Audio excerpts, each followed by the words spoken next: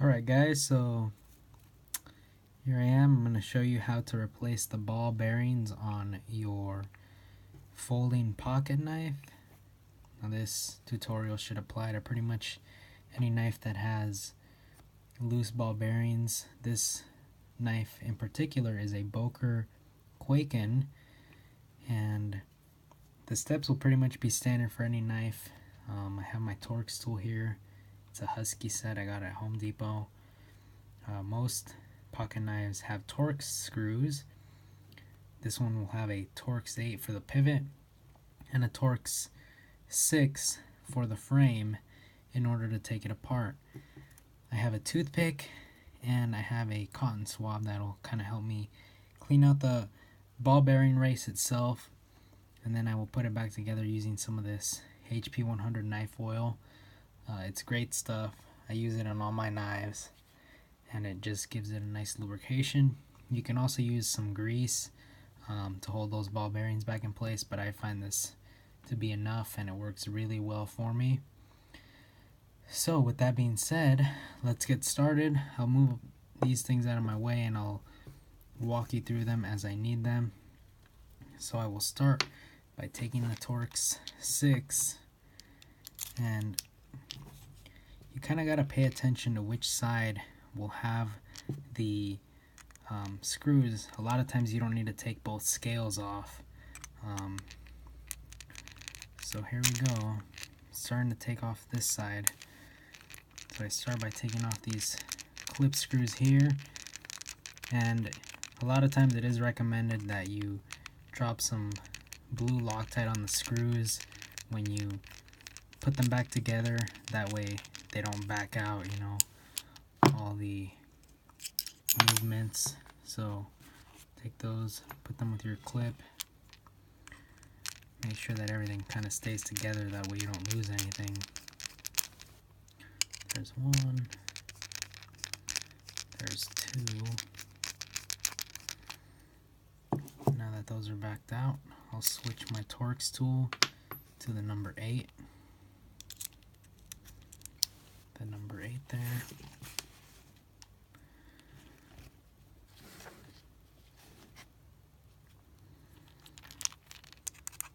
Now just back out that pivot screw there.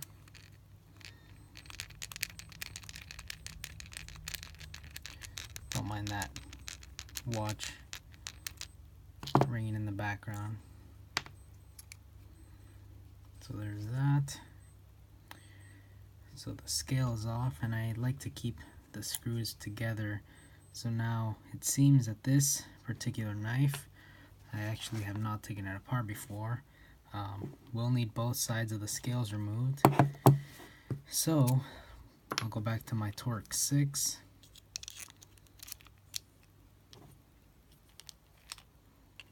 And then I will back out the other screws here. There's 2 frame screws on each side that are holding the scales. So loosen those guys up. There it is. And now you have 1, 2, 3 inner frame screws. And now back those out. And now be careful when you're doing this. You don't want to strip the screws, excuse me. You just want to apply some nice firm pressure. That way you don't strip out your screw, and that way you don't strip out your Torx tool.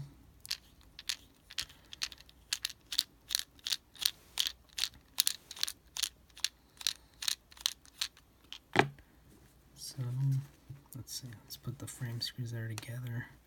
Just kind of move them out of the way.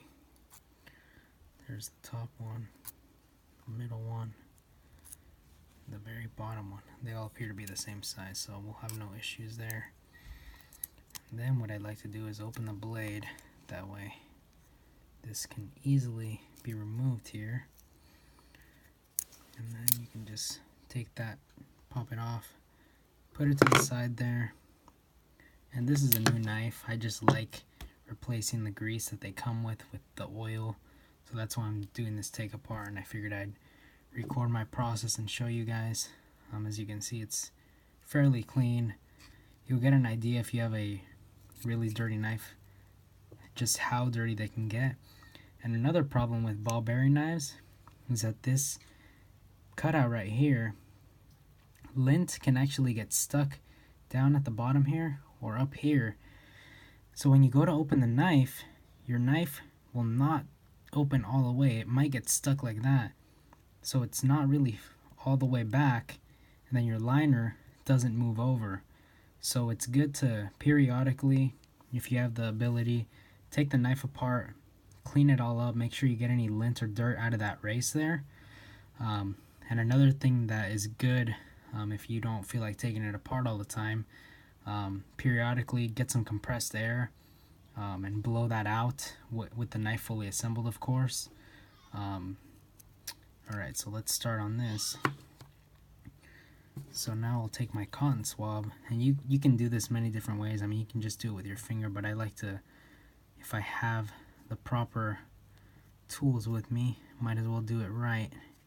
So just kind of take that out of there, and this is going to be more useful to just actually clean the race, not to get the bearings out themselves. I'll use the toothpick to actually get the bearings out if I'm having an issue. And this guy's just being a little stubborn. There it is. So now that that's out, try to keep them all together and make sure you have some ample work area when you're doing this. And then just get all the remaining boogers out of there. Get them all out. And if that doesn't work, you can even use your finger. A lot of times the grease will kind of leave them stuck in there. So let's remove these here and get them all out of there. Alright, so there's one there, one more here. And if I had a bigger workbench to show you guys, I actually would do this a little bit different. I have a magnetic tool that I like to use that'll just take them all out of there. So, alright, bearings are out of both sides now. Now what I'll do is I'll take a little bit of rubbing alcohol. You can use brake cleaner, actually works great. I unfortunately don't have any right now. So I'm going to use the rubbing alcohol, and what I'll do next is just kind of get it in there into that race for the bearings. Now I'll add a little rubbing alcohol to the cotton swab itself also.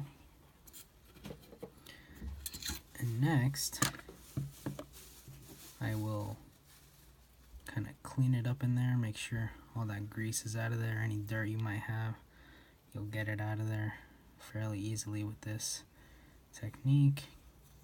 So just clean it up, and you can clean this detent spot as well while you're doing this, if that's giving you any issues. I'll also clean the detent ball itself, kind of clean the frame there, and then I'll clean this other side of the frame. And now the blade stop that you see here, sometimes dirt and gunk will kind of stick to it as well, so that's up to you if you want to clean that or not. Now that that's all cleaned up, I'll take my tissue here and dry off / clean the remainder of that stuff,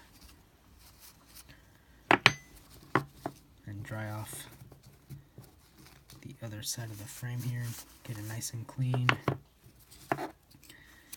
Get this nice and clean. Alright, so now the fun part, I'm going to clean these little bearings up as well and get all the grease and dirt / junk off of them. Again, this is a fairly new knife, but as you can see, all that grease was still on there. So clean those little bearings up, make sure you don't lose them. a lot of knife companies, I mean, depending on who your go-to is for pocket knives, they will usually send you parts. Some knife companies send them out at no charge. I know Boker in particular, and I'm new to Boker. This is my first Boker knife. I was reading through their warranty information, and they will actually charge you about $10 for a new clip and screws. I don't know about like bearings or any of that, which was a surprise to me because I know companies like CRKT, Kershaw, Benchmade, they will usually just send you new parts at no charge usually, which is the great thing about going with a high-end company like that. So now we'll get this oil that I personally like to use, and again, you can use grease, anything that you have had good luck with. I just particularly like this because it holds the bearings in place, and it also just gives a nice smooth finish when you're opening up your knife. So now I'll just pick them up gently with my finger like that. And again, if you use grease, the nice thing about that is you can put a little grease on your toothpick, and I'll show you here what I mean. You can put a little grease on your toothpick, and then with that grease on the end, you pick up the balls and just tap them in there. But since I'm using oil, I don't have the grease to do that, so I'm just doing it by hand here. And again, try to not lose any of these little bearings. I mean, it's pretty straightforward once you do this a couple times. I'm actually taking my time doing this, and like I said, it's my first Boker knife, so I hadn't even opened this one prior to making this video, but I've opened a ton of other different knives, so I can do this pretty quickly, but I'm taking my time here to show you guys.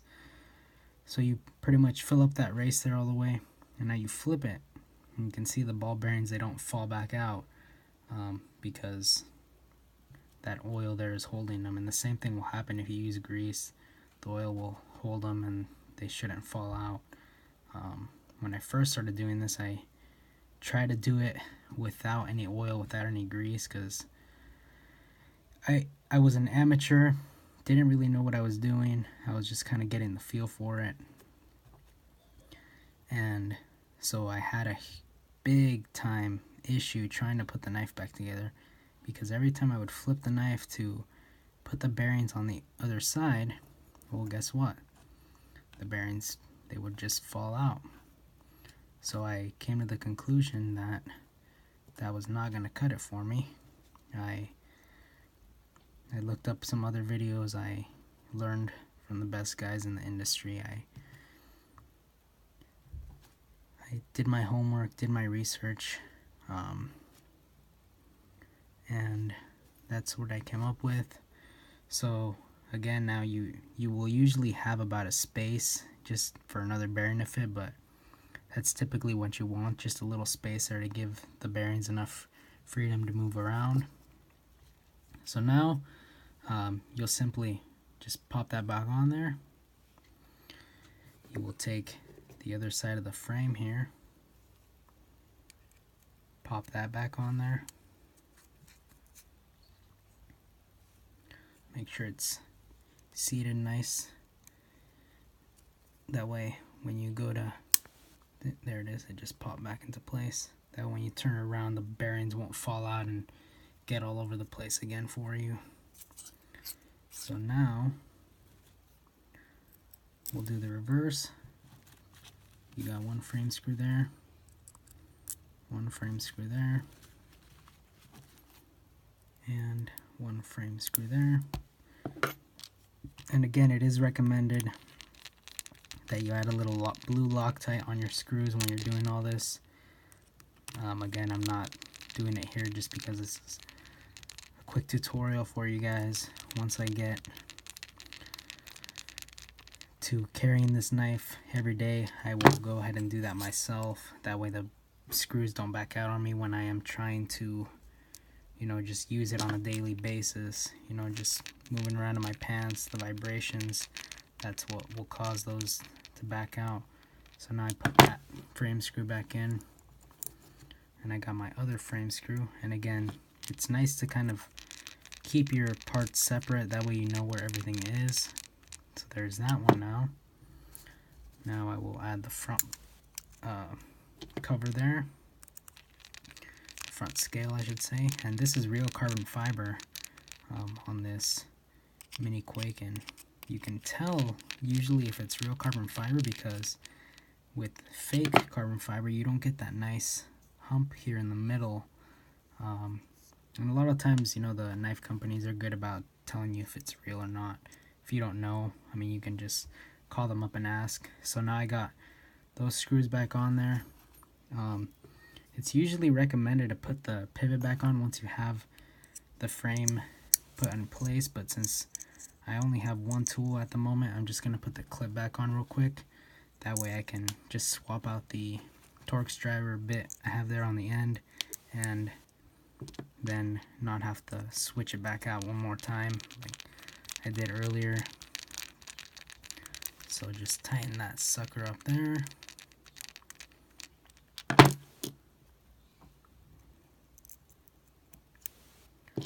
Tighten this sucker on here.